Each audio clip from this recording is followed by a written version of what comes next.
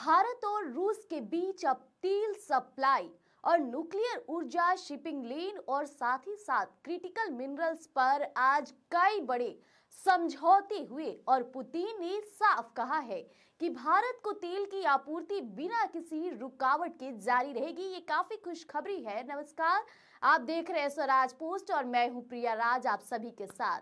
देखिए आज की टॉप हेडलाइन, जहां भारत और रूस ने रिश्तों के नए स्तर पर ले जाते हुए रणनीतिक साझेदारी को और ज्यादा मजबूत करने का ऐलान किया है।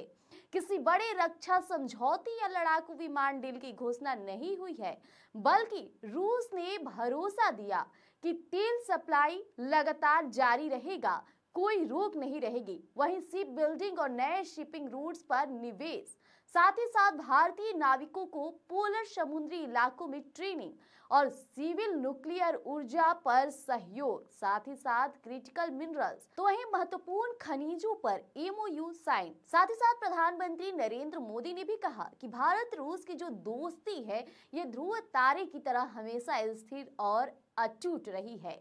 तो दूसरी ओर राष्ट्रपति पुतिन ने आज प्रेस कॉन्फ्रेंस में भी बातें दोहराई और भारत को तेल को आपूर्ति किसी भी वैश्विक दबाव या प्रतिबंध के बिना जारी रहेगी, ये बातें कही।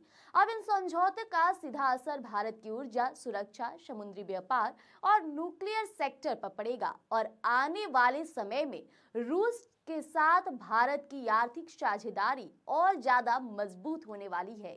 जी हां, भारत रूस संबंध आज सिर्फ रणनीति तक सीमित नहीं रहा, बल्कि ग्लोबल ऊर्जा और व्यापार संतुलन के केंद्र में बदलते एक साथ दिख रहे हैं। साथ ही साथ प्रधानमंत्री नरेंद्र मोदी कई बार विदेशी यात्रा करते हैं। इस यात्रा पर विपक्ष सवाल खड़ा करते हैं कि जरूरत बिहार में है, जरूरत भारत में है और पीएम मोदी विदेश यात्रा कर रहे हैं।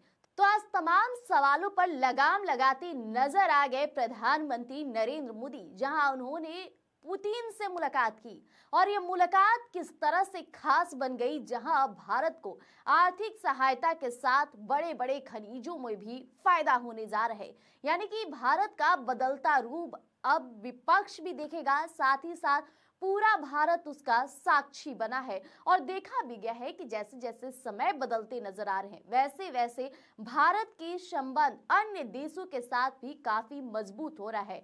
चाहे बिहारी ही क्यों ना हो, आज वो दूसरे राज्य में चला जाता है, दूसरे देश में चला जाता है, वहां भी उन्हें वही इज्जत और प्रेम मिलता है जो अपने देश में मिलता है।